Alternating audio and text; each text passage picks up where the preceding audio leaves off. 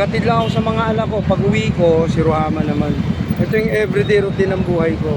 Hatid, sundo sa mga anak. Sasabayan mo na ng mga linis sa bahay yun. Mamaya, pagbalik ko, bala ko linisin pa yung mga electric pan. Marami pa akong gagawin. Salcedo Village, Makati, Legazpi. Yan ang mga building dito. Para ka na rin nasa Hong Kong, di ba? Yan ang vlog. Pinapakita ko yung everyday life vlog ko, di ba? Kaya kita nyo. Ito mga bagong sasakyan yan. Super Grandia. Okay? Ito yung vlog ko. Mamaya ulit, pagtigil na stoplight, vlog na naman. Okay, bye-bye vlog.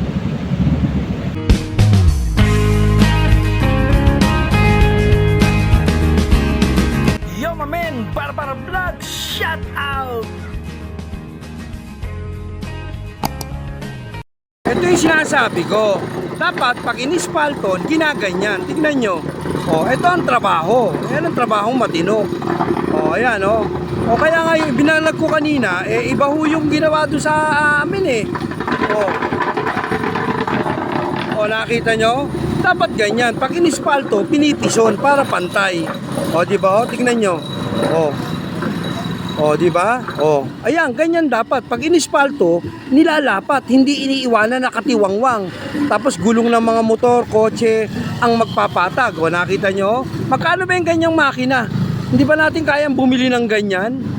Tignan nyo sila. Diba? Ang bilis ng trabaho. Nakita nyo? Pantay, pagdaan. Ito yung sinasabi ko. Sana maintindihan nyo. Okay, magalit sa mga vlog ko. Okay, thank you. Bye-bye. A few minutes later. Nadaanan ko lang to. Nandito ako sa Makati, Gusto ko lang i-vlog to para huwag naman kayo magalit sa akin. Ako nakikiusap. Tignan nyo ang Makati, Tignan nyo trabaho ng Makati. Ayan, nakita nyo, di ba Ang ispalto, nakasako, di ba Tapos may machine sila, tignan nyo. May machine sila. Tignan nyo trabaho nila. Maayos, di ba? Walang babuyan ng trabaho. Bala subasan Eto, tignan nyo sila, Tapos meron silang machine na ganito. Nakita nyo, magkano ba tong machine na to? Ako nabibili nito di ba? Ako nabibili nito. Tapos, ayan, napatag na nila. Nakita nyo kanina sa unang vlog ko, dagdag ginaganon nila, pinipison nila. Di ba ayan, nakita nyo Pinapakita ko lang yung tamang trabaho. Di ba? Taxpayer tayo, government employee, tama ang trabaho, di ba? Hindi, inilatag yung ispalto tapos tinambak, iniwan Tignan nyo mamaya, i-ispaltohin na yan. Ay ano ba tawag dito, sir? Ha? Ano? Impactor? Impactor daw ang tawag. Kala ko impactor. Impactor pala. Impactor. Ayan A few minutes later. Impactor pala. Ayan na, tignan nyo. Ayan. Dapat ganyan. Nakita nyo? Dapat ganyan.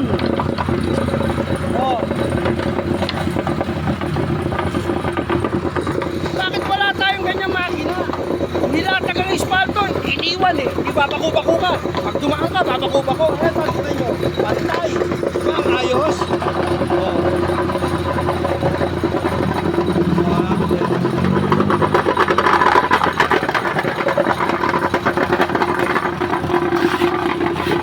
Nakita nyo gawa.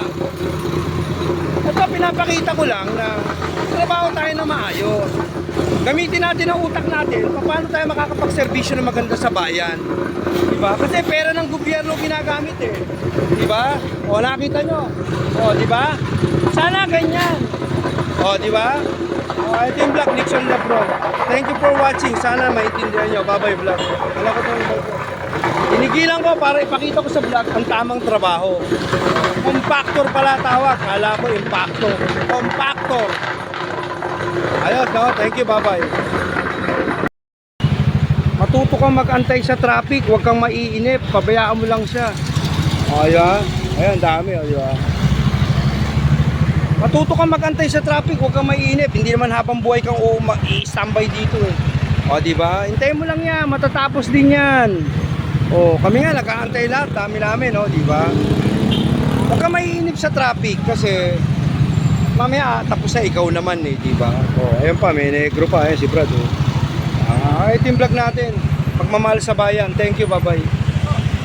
Good morning dito sa One Barangay Hulo. Nananawagan ako dahil may asong nawala na chihuahua, parang kulay brown siya, no. Kung sino man ho ang makakita ng aso, pakibigay alam niyo lang sa akin or sa barangay natin. Kaila RC Tolentino po yan doon sa tiga BSJ sa San Jose. Yung mga nakakita ng asong nawawala dito sa Talipapa, dito sa atin, ano ho, sana ibalik nyo na ho kung nakuha nyo yung asong yan. Pakiusap lang ho, nag-aalala na yung may-ari. Nakikiusap ako sa nakapulot o nakakuha ng asong nawawala dito sa Talipapa natin sa Barangay Hulo, dito sa May Tiyaga. Okay, thank you. Chihuahuang aso po yun na kulay brown. Pakisoli lang po or paki-inform ang ating barangay para maibalik sa may-ari. Hindi po sa inyo yan, isoli po natin sa tunay na may-ari. Thank you, bye-bye, vlog. Factor pala, ayan na, tignan nyo. Ayan. Dapat ganyan. Nakita nyo, dapat ganyan.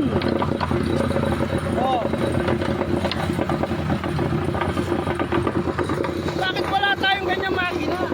Nilatag ang espalto, iniwan di ba, bako-bako ka. Pag dumaan ka, babako-bako. Ayan, tignan nyo. Pantay. Diba, ang ayos?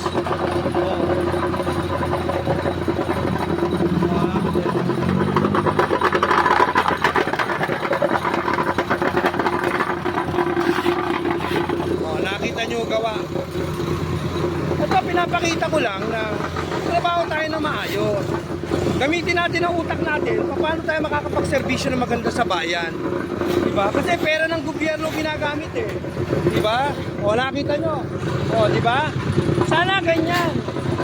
Diba? Ito yung vlog, Nixon Labron. Thank you for watching. Sana maintindihan nyo. Bye-bye vlog.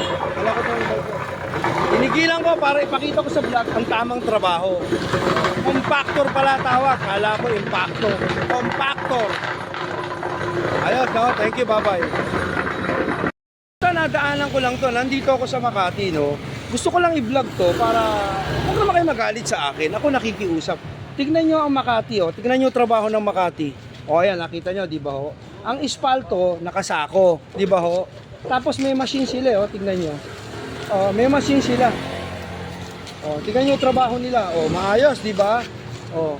Walang babuyan ng trabaho, bala subasan Eto, tignan nyo sila, Tapos meron silang machine na ganito. Nakita nyo, magkano ba tong machine na to? Ako nabibili nito di ba? Ako nabibili nito. Tapos, ayan, napatag na nila. Nakita nyo kanina sa unang vlog ko, dagdag ginagano nila, pinipison nila. Di ba ho? Ayan, nakita nyo ha, Napakita ko lang yung tamang trabaho. Di ba? Taxpayer tayo, government employee, tama ang trabaho, di ba? Hindi, inilatag yung espalto tapos tinambak, iniwan Tignan nyo mamaya, i-espaltohin na yan. Ay ano ba tawag dito, sir? Impactor. Ha? Impactor. Ano? Impactor. Impactor? Impactor daw ang tawag. Kala ko impactor. Impactor pala. Impactor. Impactor. Ayan Ito yung sinasabi ko. Dapat pag inispalto, ginaganyan. Tignan nyo. Ito ang trabaho. Ayan ang trabahong matino. Ayan kaya nga yung binalag ko kanina, iba ho yung ginawa doon sa amin nakita nyo? Dapat ganyan. Pag inispalto, pinipison para pantay. Di ba? Tignan nyo. Di ba? Ayan, ganyan dapat. Pag inispalto, nilalapat, hindi iniiwanan na katiwangwang. Tapos gulong ng mga motor, kotse ang magpapatag. Nakita nyo? Magkano ba yung ganyang makina? Hindi ba natin kayang bumili ng ganyan? Tignan nyo sila. Di ba? Ang bilis ng trabaho. Nakita nyo? Pantay, pagdaan. Ito yung sinasabi ko. Sana maintindihan nyo, kaya magalit sa mga vlog ko. Okay, thank you, bye-bye. Dito ako sa LTO. Kukuha ko lisensya to. Ayan. Kukuha ko lisensya. Sige, mamaya na. May mga usap-usapan dito. Pauwi na ako. Iniwan ko na si Tom doon. Kukuha ko ng lisensya. Dito na ako sa P. Crucial. Ayan. Tapos may meeting pa ako doon. Tuloy-tuloy ang meeting. Maya ulit. Ito yung mga vlog natin for everyday. Ito yung pinagkagawa natin. Okay? Thank you. Bye-bye vlog. Sa Busilak, Santa Rita Church. Magdasal tayo. May meeting kami ni spokesperson ngayon about the nonsense. Naayos lang namin to. Mamaya tabagan yung mga susunod na vlog ko. Thank you, bye-bye. Ito yan, ito lang, solo lang to. 245 square meter. Katabi ng Santa Rita Church yan.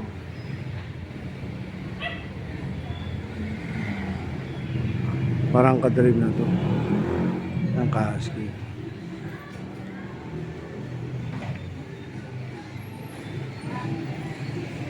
May mga nakarent din.